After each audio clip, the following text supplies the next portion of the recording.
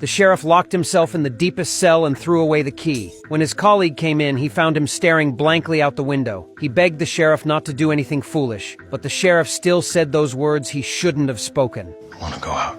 No one who had ever uttered those words had survived. In this future world, humans lived 5,000 feet underground. There was a special rule. Anyone who said, "I want to go out," would be forcibly sent to the surface to perform cleaning duties. Everyone previously sent to the surface had died from the toxins that supposedly filled the outside world. Yet the sheriff fearlessly spoke those forbidden words. His decision stemmed from his wife Ellie's mysterious death 3 years ago. That day, Ellie had shouted in the cafeteria that the outside world was actually beautiful and thriving. The ruins everyone saw on their screens were deliberately altered images. The purpose was to keep people imprisoned underground, never thinking of leaving. When no one reacted, she uttered the forbidden words.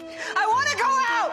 As the sheriff, her husband had no choice but to personally escort her to the surface. The bunker residents watched Ellie's exit via live broadcast. After stepping outside, Ellie wiped the bunker's camera lens with wool. Everyone excitedly thought the outside world might finally be habitable. But to their dismay, Ellie collapsed after taking just a few steps and never moved again. Once more, people's hopes were crushed. However, only the sheriff knew that Ellie had told him before leaving. If the outside world was livable, she would turn back and wipe the camera. Her death must have had another cause. To uncover the truth, the sheriff also spoke the forbidden words. The mayor fitted him with a protective suit and sent him out. He climbed the long stairway leading to the surface. When the bunker door opened, he was astonished by what he saw. The surface world was indeed beautiful and flourishing, just as his wife had described. There were even birds flying in the sky. Desperate for the bunker residents to know the truth, he ran back toward the entrance and wiped the dust from the camera with wool.